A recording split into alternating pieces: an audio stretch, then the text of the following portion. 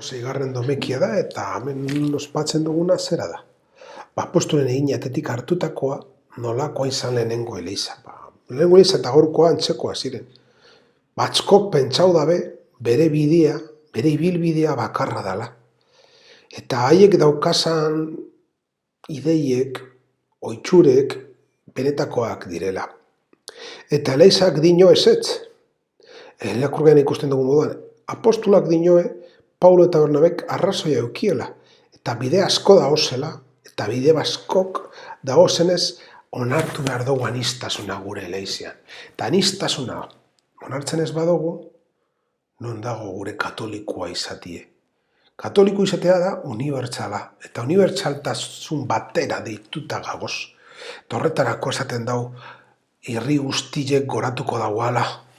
Jangoikoa goratzeko, herri guztiek goratzeko, anistasuna behar dugu, bakotxak deuko bere anistasuna. Eta anistasuna guztiak onartu behar dugu.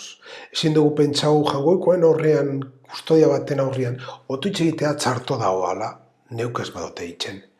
Edo pentsateko gure bizitza otoitz barik egin da aldo gule. Edo elizaren otoitzen modukoa ez guztetan eta bestera baten egingo dodala. Ez, Paulo eta Bernabe joan ziren apostolen bila, jakiteko bere ibilbidea ona sanala ez, eta guri dagokigu gauza bera egitea, zeruko Jerusalerako deituta gagozeta. Eta deia honegaz, bizitzeko, jangoikoaren bakiegaz egiten ez badugu ez dago esertarako balio. Eta jangoikoaren bakiegaz batera, anistasunaren alde jokatu behar dugu. Anistasun horretan guzti hori dagokigu hau bilatzea eta bizitzea. Bakie eta Espiritu Santoren bidez anistasuna onartu behar dugu. Jainkoa guzti du nahien artetik biztudan gure jauna goresteko gogotzu ospatzen dugu. Egun pozgarri honek egizu oroigarri horretan autortzen duguna bete daigula betik geure egintzetan. Otontxonek pasko ospatzen ari garana gogoratzen duzku. Zigarren domekan gauz. Eta dagoela 6 aste bizi izan genduan, posa ahaztu ahal jaku. Zin dugu ahaztu, berpiztutako Kristo, eriotza garaitu dago. Arrazoi honegaitik, beragaitik, otoitzak gogoratzen duzku nondik sortzen dan gure posa. Horregaitik berbetan gelditzeaz gaine, obretan gorputztu behar dugu, aragitu behar dugu. Obrak Kristoren memoriaren oroitzapena dira, eukaristia dana. Eta gure bizitzagaz berpiztuaren itzaropena erakuste. Hau guztia oso ondo jatorku jai honetan, gaizoren pasko domeka honetan, jaunari eskatzen deutzagunean, inguruko guztien samariar izateko gai izan gaitezan. Jauna, zugana, gure otoitzak eta opari eskaintzak zure errukiak garbiturik, zure maitasunaren sakramentuak hobeto ospatu daiguzen. Baina buruzko otoitz honegaz, horatzen duzku nolakoa izan behar dagoen gure sakrifizioak. Zu hona egotea, hau da, intxensorenkearen azkar iristen dan bezala. Zure ganaino sakrifizioaren eskaintzagaz gotzen ditugun otoitz honek. Zuk emoten duzku zuzenak, barriro guk eskaini ahal izateko. Jaun horrek gogorazten duzku ontasunak garbitzen gaitualak. Garbitasun horrek laguntzen duzku, eukaristia den amodio itzelaren sakramentuaz jauetzeko prestaten. Jangoikoaren errea bateko emote sakramentua gutako batentzako. Eriotza ezer esturik berak barritu dago ondatuta egoan guztia. Eta beragan izan dugu barriro biziaren betea. Laugarren pasko prefazioa, pasko misterioaz barriztatzen dira gauza guztiak. Pasko laugarreneko prefazio honek geure gatzarretatik, zarratik, nola eraitz izan adatzen esku. Askotan miseria pentsaten dugu eta eriotza besterik ez dugu pentsaten.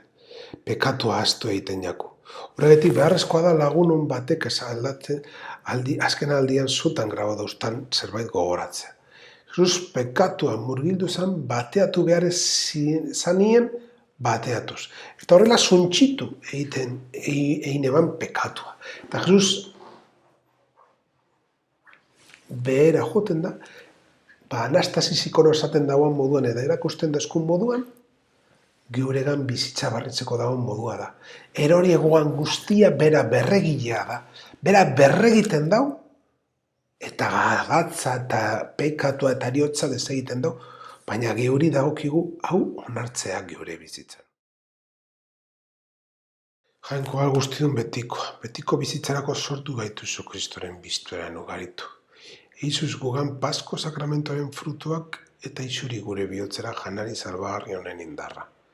Eukaristia amaitzen dugu gogoratuz jangoikoaren poteria denbora da leku guztiatara iristen dela. Berpistean erakusten duzku Kristo, betierako bizitzarako bidie. Danok deitute gaoz berpisterako.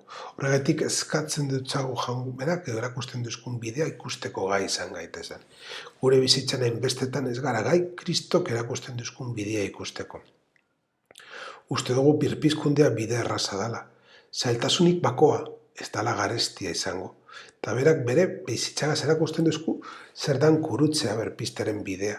Horrek ez dago esan mingarria danik, baizen eta lagun urkoa jangoikoak eta anik neok emoten dezakeen entregarik ahondiena dala. Kristoren berpisteak eroan nazakeena. Hori guztia gerta daiten, betiko bizitzara garamatzan salvamenaren elakailegaz elikatzea besterik ez dago. Hauze da gaurko mezue, aste hon izan eta saiatu behar gara hau haragitzen geure bizitzan.